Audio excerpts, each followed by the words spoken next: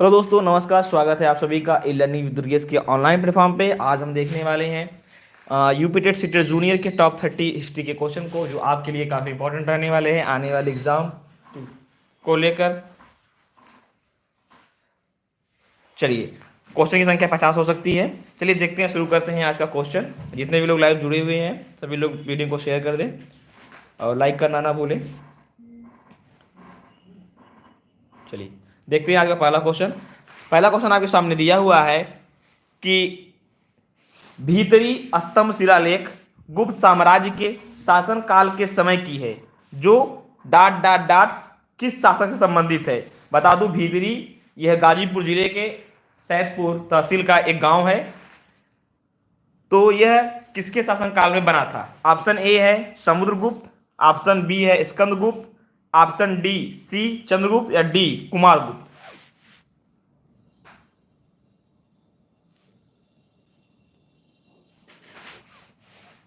तो जो इसका सही उत्तर है वह है स्कंदगुप्त।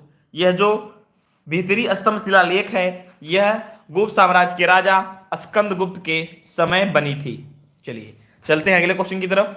अगला क्वेश्चन आपके सामने यह है, कालिदास के मालवी काव्यमित्रम का नायक अग्निमित्र किसका पुत्र था? पुष्यमित्र का था, कनिष्क का, बिंदुसार या अशोक? तो जो कालिदास के इस मालविकमित्रम नामक पुस्तक का जो नायक था वह पुष्यमित्र का पुत्र था। अग्निमित्र जो है वह पुष्यमित्र का पुत्र था। तो इस हिसाब से क्वेश्चन नंबर 2 का ऑप्शन ए बिल्कुल सही है। चलिए चलते हैं अगले क्वेश्चन की तरफ। अगला क्वेश्चन आपके सामने ये दिया हुआ है, निम्नलिखित में से किस व्यक्ति को हिंदू दर्शन की सांख्य पद्धति के संस्थापक के रूप में जाना जाता है? सीधा सीधा क्वेश्चन ये है कि सांख्य दर्शक के जनक कौन है? ठीक, गौतम है, बद्रायन है, कपिल है या पतंजलि है? तो जो सांख्य दर्शन है उसके संस्थापक कपिल ऋषि थे। ठीक, पतंजलि जी योग दर्शन के हैं। ठीक, चलिए क्वेश्चन नंबर 3 का डी सही है, कपिल मिश्र। चलिए चलते हैं अगले क्वेश्चन की तरफ। अगला क्वेश्चन आपके सामने है, हड़प्पा सभ्यता में गढ़ी जगह किसके लिए जानी जाती थी? गढ़ी एक जगह का नाम है, वह किसके लिए जाना जाता था? यहाँ उच्च वर्ग के लोग बसते थे, यहाँ पुस्तक रखी जाती थी, वहाँ पूरे शहर के लिए भोजन तैयार होता था, वहाँ निचले वर्ग के लोग रहते थे। तो हड़प्पा सभ्यता में जो गढ़ी नामक जगह थी वह उच्च लोग वहां बसते थे, उच्च अमीर लोग वहां पे रहते थे, उसको गढ़ी कहा जाता था। ठीक, चलिए चलते हैं अगले क्वेश्चन की तरफ।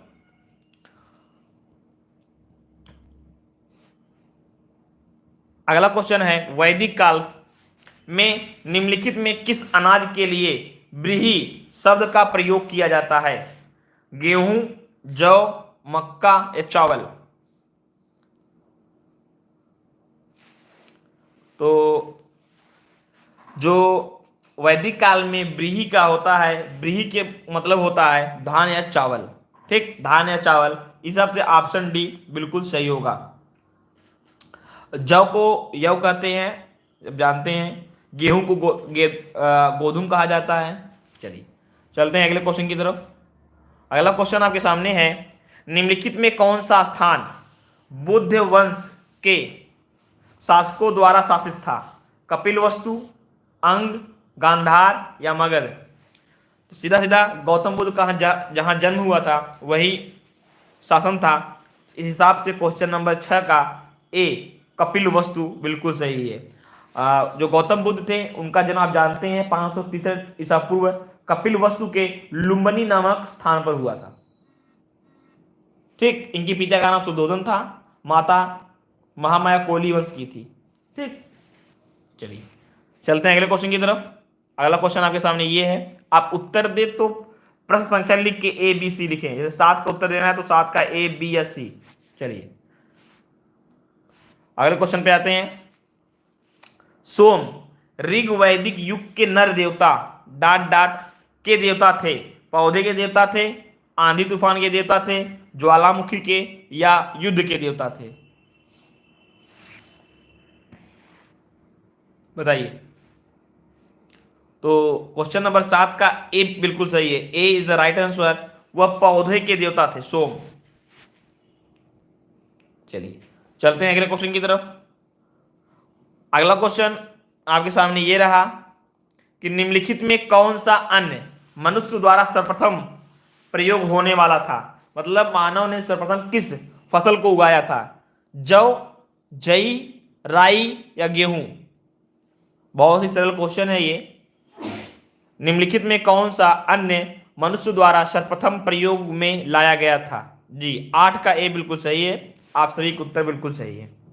चलिए क्वेश्चन नंबर 8 का ऑप्शन ए जौ, जिसको संस्कृत में यौ बोलते हैं, बिल्कुल सही है। चलिए चलते हैं अगले क्वेश्चन की तरफ। अगला क्वेश्चन ये है कि सिंधु घाटी सभ्यता का सबसे महत्वपूर्ण लक्षण क्या था। सिंधु घाटी सभ्यता का सबसे महत्वपूर्ण लक्षण क्या था। दग्ध ईंट से बनी इमारतें, प्रथम सही कमान, धर्मस्थल, कला और वास्तुकला। बताइए। तो बता दूं कि ए इज द राइट आंसर, क्योंकि उस समय भी वहां पे पक्के ईंट का प्रयोग होता था और यही इसका प्रमुख लक्षण है, विशेषता है। क्वेश्चन नंबर 9 का ए बिल्कुल सही है। चलते हैं अगले क्वेश्चन की तरफ। अगला क्वेश्चन दिया हुआ है, सिंधु घाटी के लोग डाट डाट डाट से परिचित नहीं थे। मतलब वह किस धातु से परिचित नहीं थे, तांबे से, पतरे से, चांदी से या लोहा से। क्वेश्चन नंबर 10 का उत्तर दें कि सिंधु घाटी सभ्यता के लोग किससे परिचित नहीं थे। तो बता दूं कि वो तांबे से भली भांति परिचित थे, उन्होंने खोज भी की थी। वह लोहे से बिल्कुल परिचित नहीं थे। 10 का डी बिल्कुल सही जवाब। चलिए चलते हैं अगले क्वेश्चन की तरफ। अगला क्वेश्चन आपके सामने है, लोथल किस युग का ऐतिहासिक स्थल है। ऋग्वेद का, लौह युग का, सिंधु घाटी युग का या गुप्त काल का। लोथल किस ऐतिहासिक युग का स्थल है।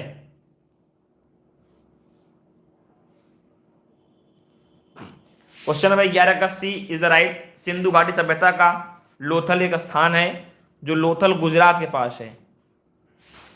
चलिए चलते हैं अगले क्वेश्चन की तरफ। ये भी सरल क्वेश्चन है, सबसे पुराना वेद कौन सा है। यजुर्वेद, ऋग्वेद, सामवेद या अथर्ववेद।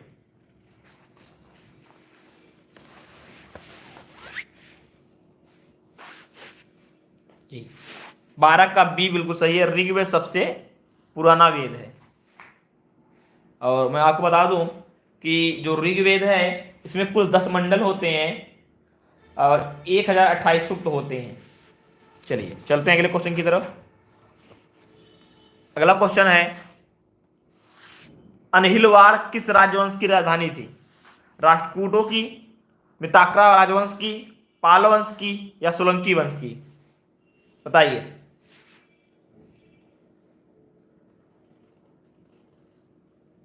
तो बता दूं कि जो अनहिलवाड़ था वह सोलंकी वंश का राजधानी था। इस हिसाब से ऑप्शन सी बिल्कुल सही है। राष्ट्रकूट की राजधानी मान्यखेत था, मित्राका वंश का वल्लभी था और पाल वंश का मुंगेर था। चलिए चलते हैं अगले क्वेश्चन की तरफ। अगला क्वेश्चन आपके सामने है, कान्यकुब्ज किस भारतीय शहर का प्राचीन नाम था। कुंभोज का, कन्याकुमारी का, कन्नौज का या कांचीपुरम का। पुराना नाम क्या था बताइए। कान्यकुब्ज का या वर्तमान नाम क्या है। तो जो कन्नौज है उसको प्राचीन काल में कान्यकुब्ज के नाम से जानते थे, वर्तमान में कन्नौज। ये गंगा नदी किनारे बसा हुआ है कन्नौज। चलिए चलते हैं अगले क्वेश्चन की तरफ। क्वेश्चन नंबर 15,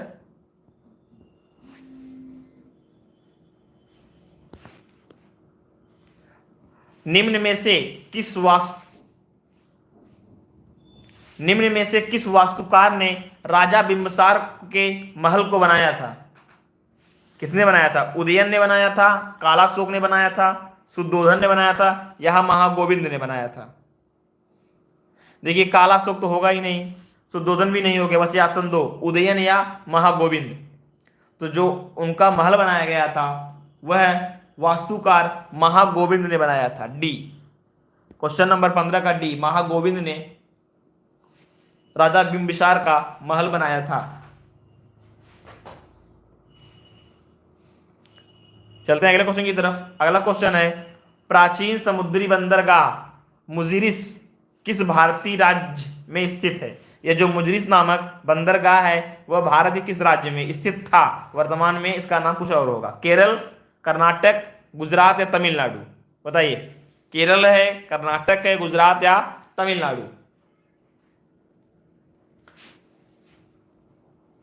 इसका आंसर ए होगा। ये जो मुजिरिस था यह केरल का मालाबार तट पे एक बंदरगाह था। चलते हैं अगले क्वेश्चन की तरफ। अगला क्वेश्चन है, एक पौराणिक कथा के अनुसार किस देवता ने दशाश्वमेध घाट पर किए जाने वाले दशाश्वमेध यज्ञ के दौरान 10 घोड़ों की बलि दी थी? किसने दिया था? भगवान विष्णु ने, भगवान ब्रह्मा ने, भगवान शिव ने या देवी काली ने?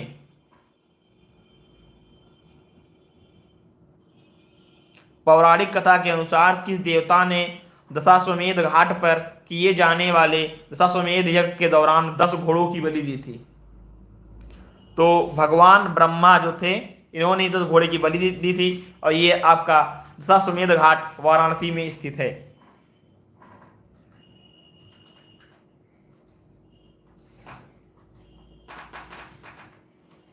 चलते हैं अगले क्वेश्चन की तरफ। अगला क्वेश्चन है, मौर्य राजवंश की स्थापना मगध में हुई थी जो वर्तमान में डाट डाट डाट के नाम से जाना जाता है? पश्चिम बंगाल, पंजाब, बिहार या आंध्र प्रदेश? मतलब प्राचीन काल में मगध वर्तमान के किस राज्य से संबंधित है, यही आपको बताना है। तो जो मगध था यह बिहार से संबंधित था। पश्चिम बंगाल, आंध्र प्रदेश नहीं, Bihar. Bihar is the right. 18 का सी। अगला क्वेश्चन, हिंदू पौराणिक कथाओं के अनुसार महाकाव्य रामायण में भगवान श्री राम अयोध्या के शासक थे जो डाट डाट डाट कहाँ की राजधानी थी? हस्तिनापुर की, कुरु की, कलिंग की या कौशल की? जो अयोध्या के शासक थे ये किसकी राजधानी थी? हस्तिनापुर की, कलिंग, कुरु या कौशल?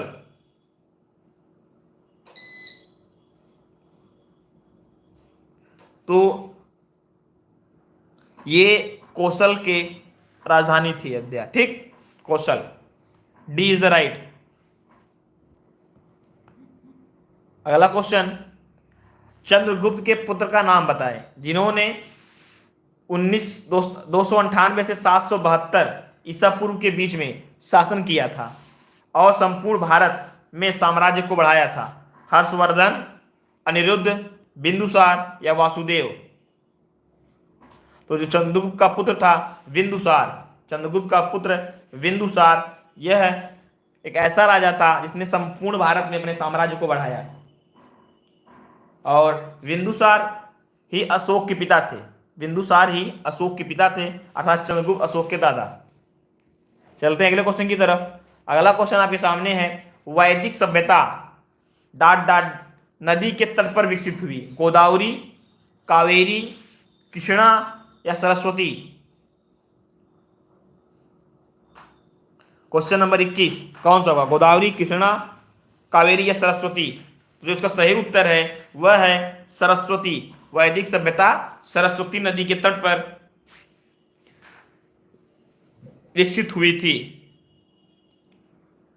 चलते हैं अगले क्वेश्चन की तरफ। अगला क्वेश्चन आपके सामने ये दिया हुआ है कि भारत में पहले कवि के रूप में किसे श्रद्धेय माना जाता है?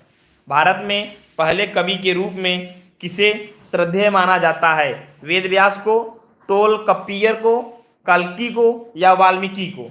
बताइए, पहले कवि के रूप में किसे माना जाता है?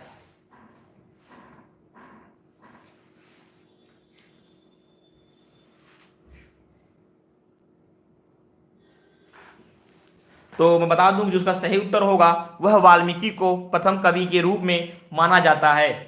वाल्मीकि। चलिए चलते हैं अगले क्वेश्चन की तरफ। अगला क्वेश्चन आपके सामने है कि गच्छा नामक संगठन निम्नलिखित में से किस धर्म से संबंधित है?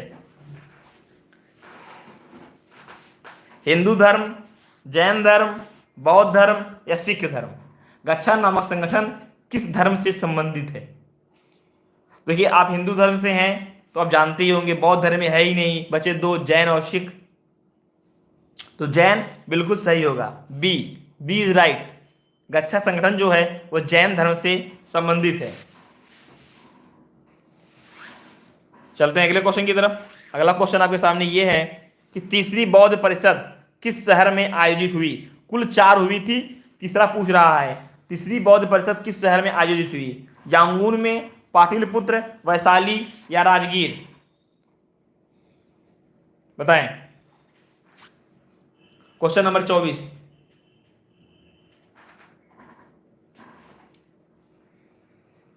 तो ये जो हुआ था यह पाटलिपुत्र में हुआ था। ठीक, बी इज द राइट।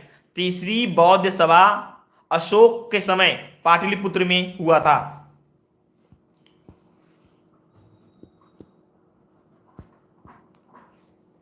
अगला क्वेश्चन आपके सामने है, मौर्य राजवंश के अंतिम शासक कौन थे? अशोक, बिंदुसार, बृहदत्त या पुष्यमित्र? तो इसका सही उत्तर है बृहदत्त। बृहदत्त की हत्या करके पुष्यमित्र ने सुंग की स्थापना की थी। चलते हैं अगले क्वेश्चन की तरफ। अगला क्वेश्चन आपके सामने है, प्राचीन भारत में जमदाग्नि ऋषि का आश्रम जमानिया में था, जो वर्तमान उत्तर प्रदेश के किस जिले में स्थित है? लखनऊ, गाजीपुर, वाराणसी या सीतापुर? Question number 26। तो ये जो जमानिया है वह गाजीपुर में, कहां पे? गाजीपुर में स्थित है।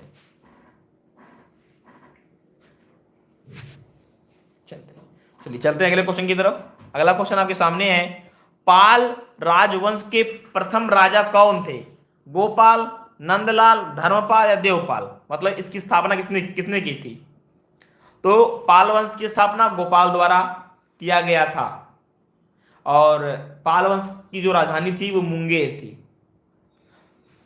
सबसे शक्तिशाली राजा धर्मपाल बने। चलते हैं अगले क्वेश्चन की तरफ।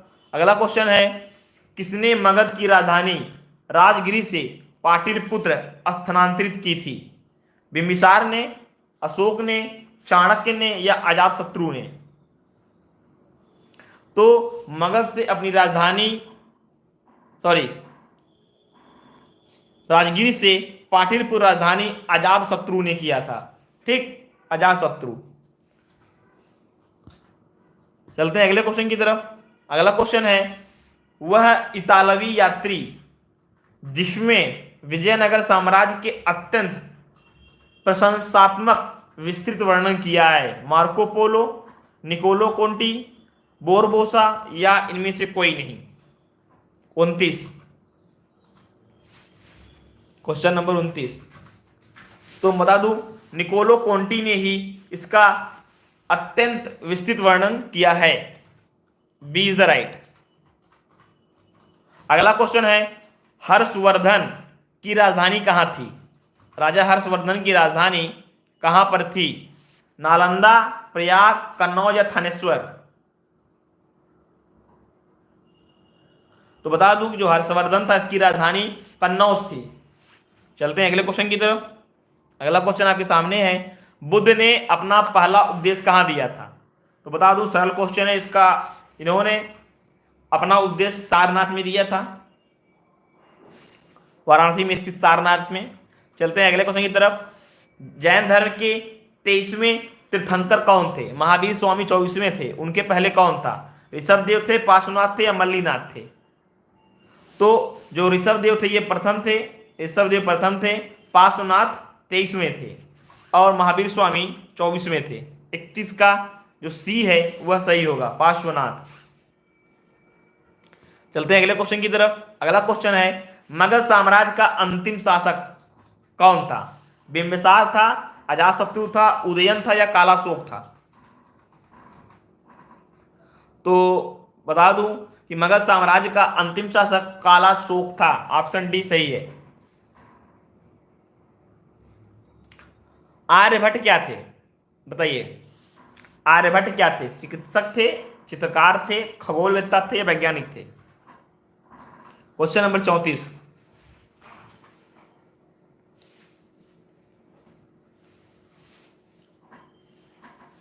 चलिए, तो अब जानते हैं कि हम जानते हैं कि जीरो की खोज, तो खगोलवेत्ता थे वो, चिकित्सक नहीं थे वो। 33 का सी।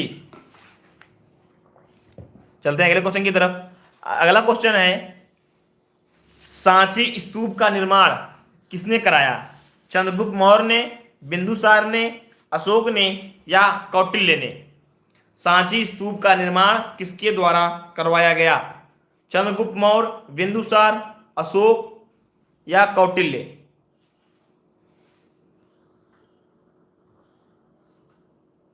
तो जो सांची का स्तूप था, इसका निर्माण भारत के मध्य प्रदेश के रायसेन जिले में है और इसका निर्माण भारत के सम्राट अशोक, महान सम्राट अशोक ने करवाई थी।